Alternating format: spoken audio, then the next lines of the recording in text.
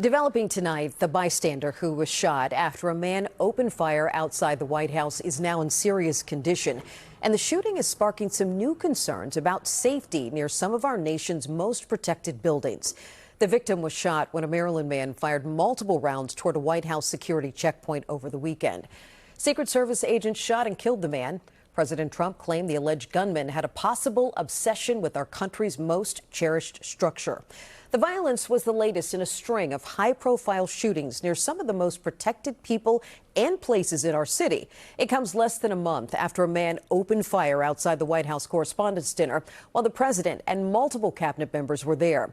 A week later, Secret Service agents shot a man near the Washington Monument along the path of Vice President J.D. Vance's motorcade. And this past Saturday night, President Trump was inside the White House when the latest shooting happened.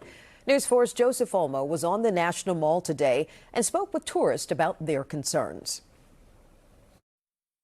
You know, it's kind of surreal to be walking right by the White House today because by many accounts, it's just another day out here. Tourists are walking around, traffic is flowing, but then you see something like this.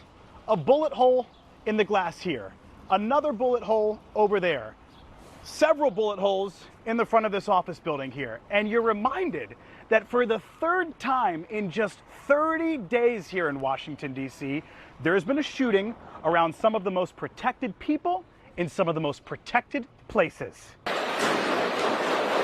It started exactly a month ago today when an armed suspect ran past Secret Service at the White House Correspondents' Dinner.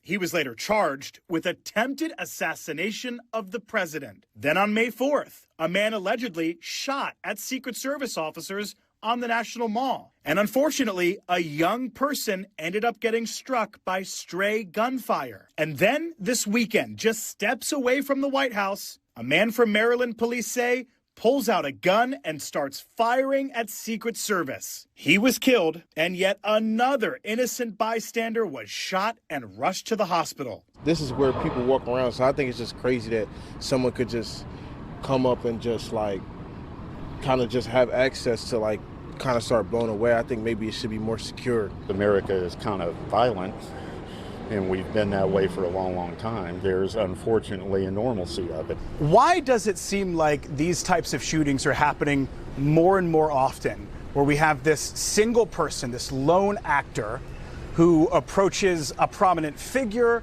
or approaches a prominent event?